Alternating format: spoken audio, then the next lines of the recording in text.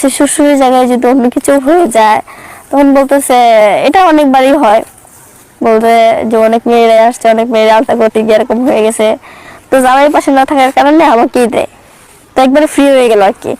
তখন আমি আর কি বলবো, আমিও বলতেছি যে স্যার এখন আপনি কি বলতেছেন, আমার তো এরকম লাগতেছে। তখন বলে যে তাহলে কাজ করো, আমি আস্তে আস্তে দেবো, জোরে দেবো না, যেহেতু তোমার বেবি পেটে, তুমি নিজের কাপড়টা খুলে ফেলো। তখন আমি বলতেছি আমি তো পারতেছি না পা উঁচা করতে।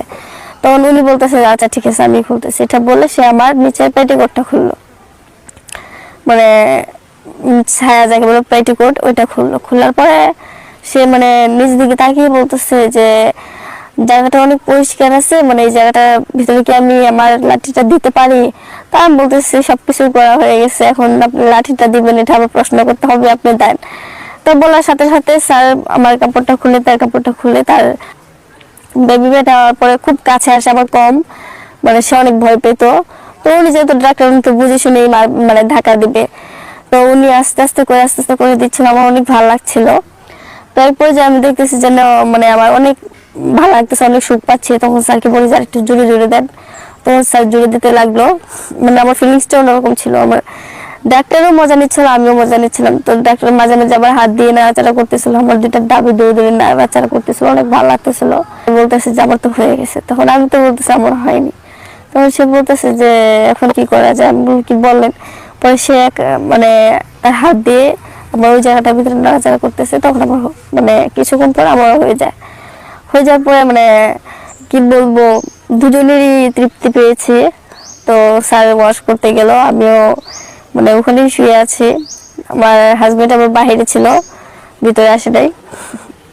তো ডাক্তারকে বললাম যে আমার হাজবেন্ডকে দেখেন। তখন সে বলতেছে আর একটু পরে ডাকি, সমস্যা কি? আমি আচ্ছা। ওরা পরে স্যারের নাম্বারটা আমাকে দিয়ে দিল, বললো যে তোমার যদি দরকার পড়ে, কখনো প্রয়োজন পড়ে, তুমি আমাকে ফোন দিবা। বললাম আচ্ছা ঠিক আছে। তা বলার পরে মানে আলট্রা করে মানে সে মানে ওখান থেকে আলট্রাসাউন্ড হওয়ার পর আমি বাসায় চলে আসি। আসার পরে তো মনে করেন আমার হাজবেন্ড আমার পাশে আমার সাথে থাকতে চাচ্ছে। তো আমার আবার মানে বলতেছি যে এতদিন পরে ওই সব থেকে আসছি, তো এখন যদি আবার ওর কাছে যাই তাহলে তো বুঝে ফেলবো। তো এতদিন পরে আসছি, তো টাইট থাকার কথা, আজকে আবার লুজ হয়ে গেল কেমন। এসে যদি আরো মানে হসপিটাল যাওয়ার পরে শুধু একটা ছেলে লোক ছিল, কোনো মেয়ে নার্স ছিল না। তো সবাইকে এটাই বলি, আলতা করবেন, যাই করবেন না করবেন, নিজের ফ্যামিলির লোকজন নিয়ে যাবেন, আর আমার মতো কখনো ডাক্তারের চাকরে পড়বেন না। সবাইকে এটাই বলা ছিল। আর শুনেন একটা কথা বলি, নিজের লাইফে নিজের হাজবেন্ড ছাড়া কখনো কেউ হয় না। যতই ডাক্তার আমাকে লাগাক না কেন, খেলাক না কেন, কিন্তু নিজের স্বামীর মতো সুখ উনি আমাকে দিতে পারেনি। কারণ নিজের স্বামী আমার যে সুখটা দিচ্ছে সেই সুখটা উনি দেয়নি। কারণ আমার স্বামী যেদিন আমার সাথে থাকতো সেদিনই সে আমাকে খুব ভালোভাবে রোমান্স করতো, আমার সাথে পুরা আধা ঘন্টা 1 ঘন্টার মতো রোমান্স করতো। রোমান্স করার পর যখন দেখতো যে একবার, তখন সে আমার সাথে থাকতো, মানে দুজনের ফিলিংস থাকতো, দুজনের মজা পেতাম। মানে তার যখন প্যান্টটা খুলে যখন আমার ভিতরে দিত, তখন মনে হতো যে অনেক ভালো লাগতেছে, অনেকটা ফিলিংস পাইছি।